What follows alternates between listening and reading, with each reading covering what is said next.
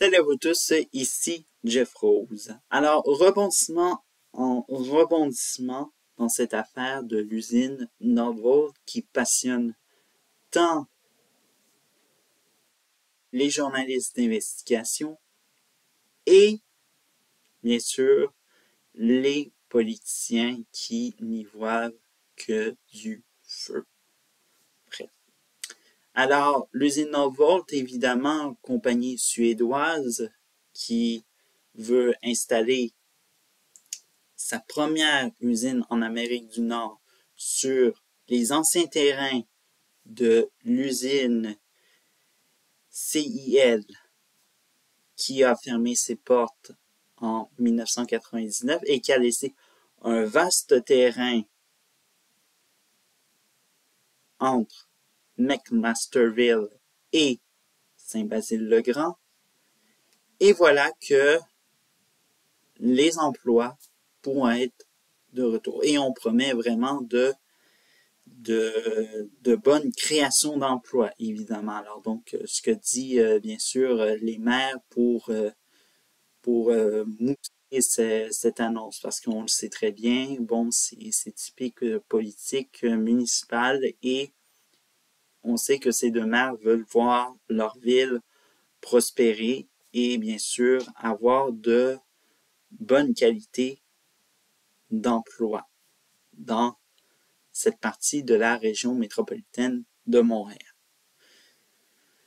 Mais, bon, comme je l'ai dit, rebondissement en rebondissement, il y a beaucoup de choses qui se sont dites et ce n'est pas très positif, c'est plutôt négatif. Comme par exemple des révélations que le gouvernement aurait fait des investissements massifs pour retenir une compagnie de batteries électriques. Jamais on a vu autant d'argent investi dans une compagnie pour venir s'installer dans la province du Québec. Et bien sûr, le gouvernement qui y tient tant parce que le gouvernement québécois veut voir sa province devenir la batterie de l'Amérique du Nord. Bref, alors donc c'est un peu à suivre parce que littéralement, comme on peut le dire, jamais on a vu un gouvernement investir tant dans une compagnie, tandis que les précédentes, eux, n'ont eu que des annonces, évidemment. Et voilà. Alors, là-dedans, alors si ça passionnait tant les journalistes en investigation et le gouvernement n'y voit que du feu, eh bien, le feu est pris actuellement dans ce projet Nordvolt, puisque, attention, les écologistes s'en mêlent. Et c'est là où ça commence à devenir de manière très urgente. Et les écologistes ne sont pas vraiment unanimes.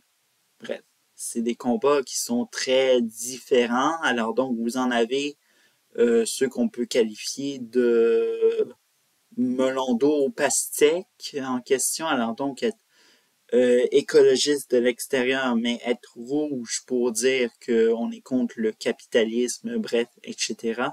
Mais dommage, c'est là où s'en va la filière batterie et bien sûr tout ce qui relie les énergies durables sur cette planète Terre. Les autres, bien sûr, un deuxième groupe évidemment de type écologiste, ce sont ceux qui ne veulent pas voir l'environnement détruit au nom de l'industrie et tout ça. Alors, quand on sait qu'il y a eu un passé industriel sur le terrain et que Mère Nature a repris ses droits temporairement pendant 25 ans, malheureusement, Nordvolt a décidé que il fallait avoir une image de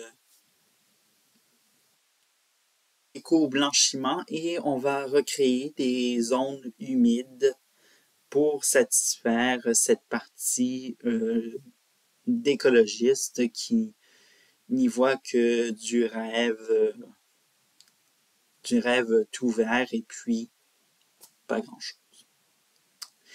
Et les autres, bien sûr, le troisième et dernier type écologiste, qui est plutôt très intéressant et qui est l'un des rebondissements dans cette histoire de l'usine Nordvolt, c'est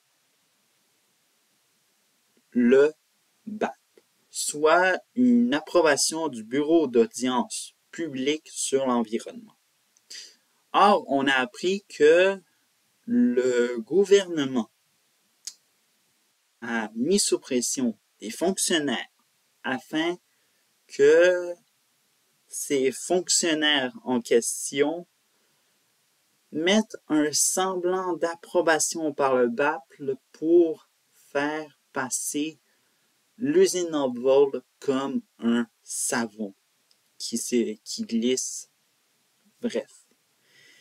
C'est à voir à quel point que il n'y a rien de vert dans cette histoire de filière batterie Nordvolt, mais qu'il y a plutôt une histoire d'éco-blanchiment. Éco-blanchiment d'argent, éco-blanchiment de la part du gouvernement qui dit, bref, se cache derrière un agenda tout simplement pour faire plaisir à ses propres intérêts. Et bref, voilà ce qu'est l'histoire de Nordvolt.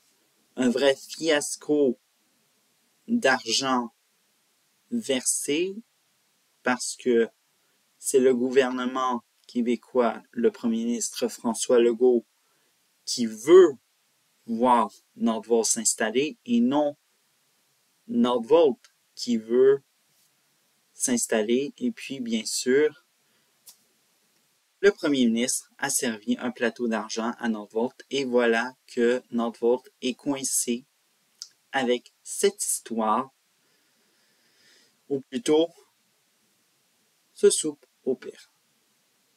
Voilà, on se retrouve mardi prochain. C'est tout pour aujourd'hui.